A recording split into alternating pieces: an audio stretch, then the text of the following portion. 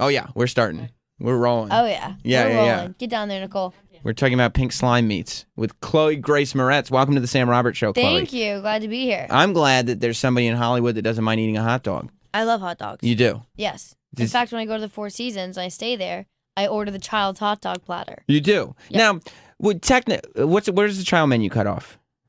I think it's like 12.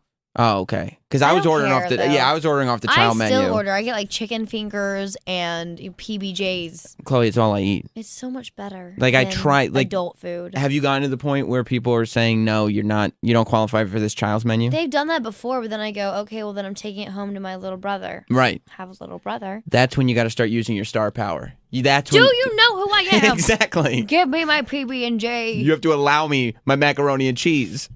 My Kraft 2 singles. portions. I went to a restaurant with friends like a couple months ago, and I was like, "Yeah, I'll just have the chicken fingers and a side of fries." Yeah. And the guy goes, "How hungry are you?" And I go, "I don't know, kind of hungry." And he goes, "Well, I'm just saying, if you order the kids' portion, it's cheaper." And I was like, Oh "Okay," God. but then the guys I was with, He's like cheating the system. right? And so I did it. Wow. But then the guys I was with to this day remind me that I ordered off the kids' menu. There's nothing wrong with that. It's And maybe you'll get a dino-shaped one. right. And that's so much better. Right, because then you eat here comes the T-Rex, you eat the head off and it's so feel like much a big, better. strong man. And you'll get the cute little smiley face, fries. fries. Yeah, with the eyes and the thing delicious. cut out. It's totally not even potato. Listen, there'll be none of these Great. kids going to see Carrie, right? Unless your parents take you. Right.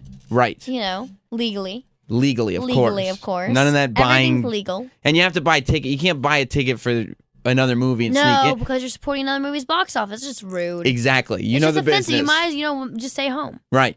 Just say no. Don't even go if And you're say going no to to sneak in. piracy. It's awful. Do you like this business? Say yes to hot dogs and chicken McNuggets, maybe, if you need something a little heavier. No to piracy. Yes. That's the lessons we learned. Now, tell me. Agree. Carrie is like, it's a very famous, beloved movie. Mm-hmm. But I read that you are more familiar with the book.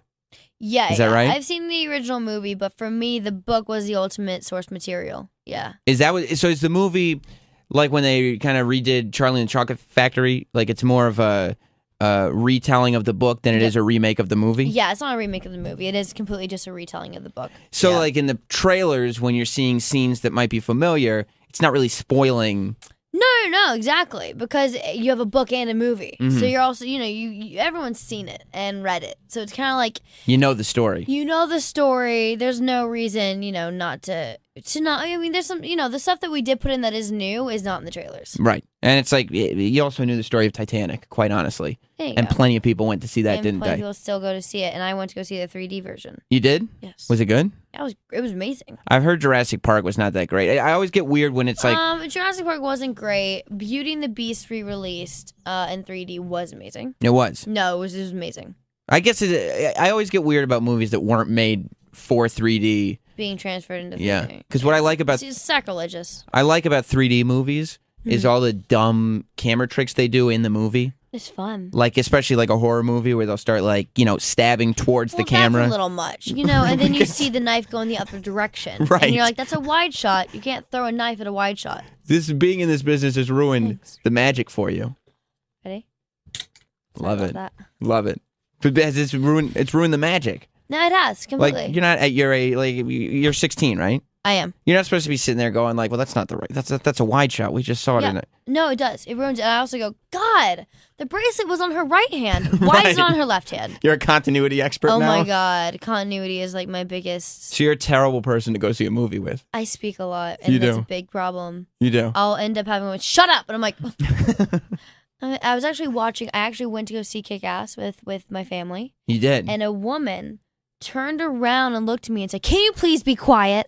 And then she looked at my face, and then she looked back at the screen, and then she looked back to my face and goes, I got to tell you something. I was like, that's so rude. Now you're gonna shut up, Right, so because she figured so it you're out. gonna be mean to me before you figured it out. Oh, but now you figured out I'm on that screen. You're gonna be nice to me. If you had thrown on the purple wig and called her the C word, it really would have made her day. Really would have set it off, right? Yeah, that would have been great. And then she's like, can I get a picture? No, that's No, not true. you But if you can't. did, I would be like, no. You would have said no? Funny story.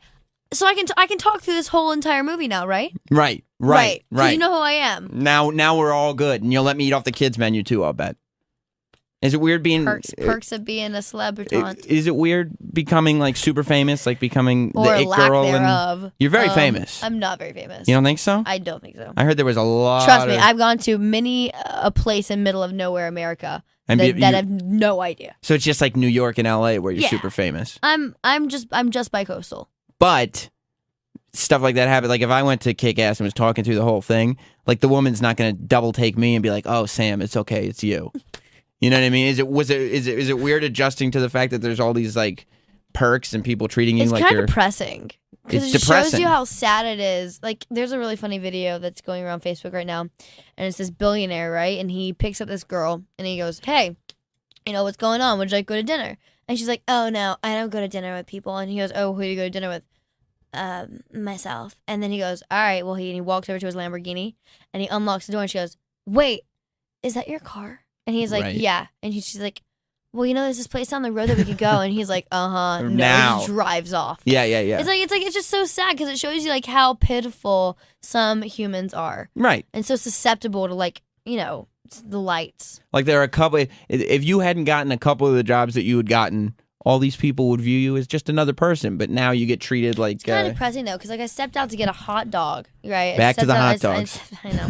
I like rolled down my window to get a hot dog, and then I just saw like these like 4 guys run over with like a camera, and I was like, I can't get a hot dog? Is this so when did this start happening? Is it all clicking in now? Because I feel like you're getting... and that's part of it is... So you make Kick-Ass, and you're kind of co-sharing. You got Nicolas Cage in there, but then you also got a whole cast of like young people. I think the difference is having my face on a billboard. Right, and it's just you. And it's just me, and it says Chloë Grace Moretz, and I think it puts a name to a face. Whereas it used to be, "Are you Hit Girl?" Mm-hmm. Now it's, "Are you Chloe?" So, you know, I definitely saw a huge shift, especially in generations, too. Because it used to be a bunch of older men, like, or, you know, middle-aged men watching Kick-Ass and movies, like actual fanboy movies. And then doing Hugo and stuff, I started getting young adults, and then doing movies like Carrie, I have so many young adults now. So it's interesting to kind of see what hits with each kind of crowd, and also countries. Like, going to different countries, you see which movies hit. It's interesting. So where did Kick-Ass hit other than the States? London, England. England really loves Kick-Ass? hit in England. It hit in Germany and in you know, Japan. Have you figured out where Carrie is going to be? Japan. They love you in Japan. Japan, definitely. Have you been? Japan, oh yeah, I went for Kick-Ass, but I think Japan will be. I think they're going to be very. I mean, we're doing a premiere there. They're very excited for it. They love you. It's a very Japanese movie, though, if you think about it. Carrie's a very It just is. It's got the whole thriller element. I mean, they make brilliant movies. They have very smart cinema. Yeah. And I mean, they love Battle Royale. Have you seen Battle Royale? Which one? It's like it's pretty much what the Hunger Games was, but just brutality, and it's Japanese. Wow, sick. Yeah. It's fantastic. Like, I mean, the Japanese filmmakers are brilliant. They're brilliant. I think we should have more Japanese filmmakers in our business. Yeah. For sure. I don't know. Maybe it's the vision they have. I have to ask you about you talked about Hugo, right? So you got Julianne Moore in this movie. You work with Martin Scorsese on Hugo. Like, do you have to adjust what your goals and stuff are? Like, you're accomplishing a ridiculous amount before you even enter into adulthood, really. I mean, I guess so, but at the same time, I mean, I'm like, every movie I do, every age I am, I'm experiencing a different thing than the last. You know what I mean? So I think that, yeah, I've achieved a lot so far, but there's still so much to do. Right. To do. Now, is this something? Do you see acting as like the thing you're going to do forever, or do you think you're going to go to college when you're 18 and take a break? I think I'm going to go to college. I'm not going to take a break because I think it would be silly after working 11 years to just disappear and try and rebuild your career, because it only takes 6 months to lose your career.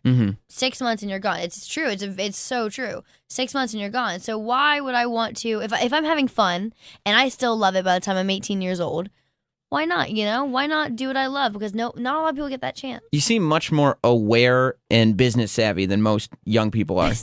Yeah, like you seem like aware of the business that you're in and kind of savvy. Business savvy. I think so. Like you're sitting there going, look, I know the reality of the situation is in 6 months the careers are dead or whatever. Most of the time, it's true though. I mean, well, I think it's honestly, it's not even that. It's just understanding that things come and go. Yeah, and this isn't forever. But kids don't figure that out usually.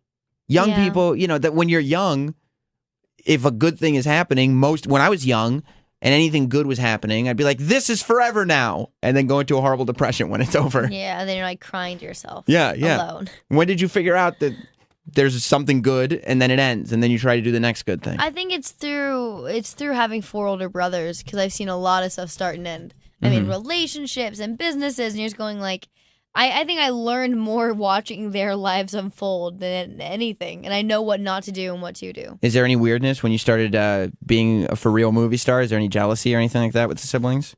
Or are they just like, yes, I think my it's sister's just, on a poster? I think they use it. I mean, I think they honestly, they're very proud of it. Like, they love supporting me, and I love supporting them. You know, I think that we all are very, very close, and we are there for each other no matter what. Like, no matter what we're doing, whether it's, athletics or academics or whatever it is. Do they read, like, reviews of you and want to kill people who say... I use them as my reviewers.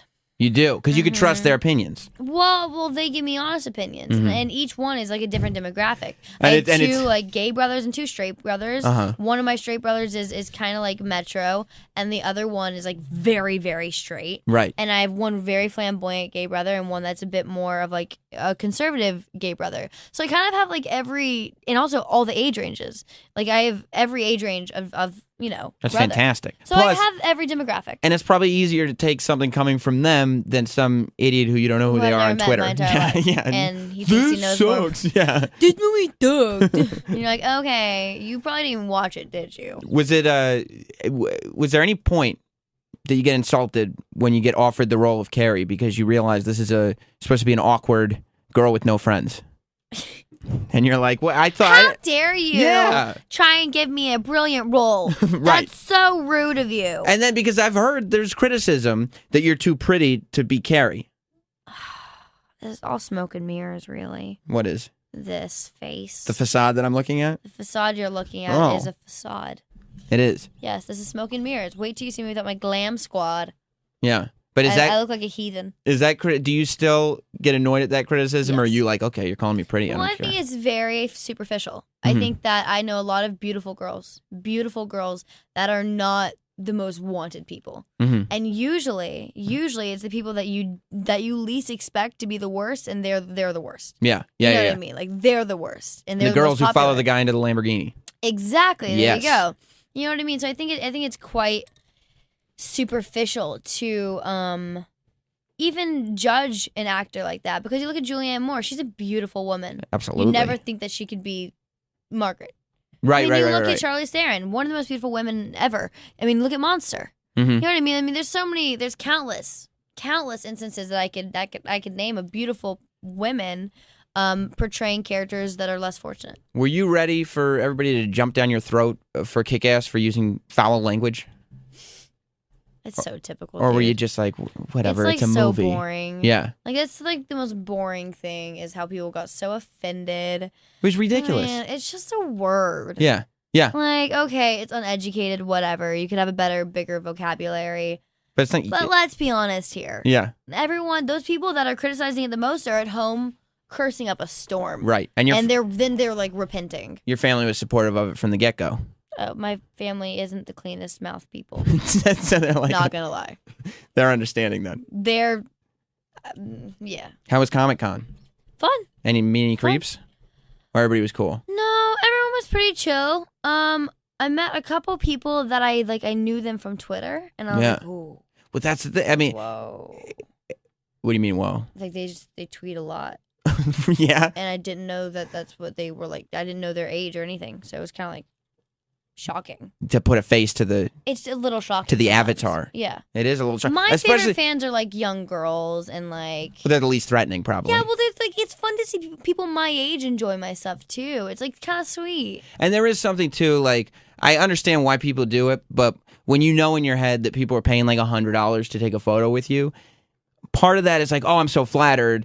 But another part is like, really? You're paying for me. I don't know if that's worth. It seems weird. It does, right? Like I'm not. It seems a little weird. Well, you're refreshingly honest. It seems like you have a strong head on your shoulders, and it seems like this movie Carrie is going to be a fabulous hit for the ages. I hope for the ages. That's what I think. For all ages. Yes. Adults, children, 3-year-olds. Yeah. Bring your infants. Bring your infants. There's an infant in the movie. There you go. They'll relate to a They character. can relate to any characters. We have a character for each generation. Perfect. Then all your brothers can go too. Yeah. Everybody's going to enjoy it. Thank you so much, Chloe. Thank you.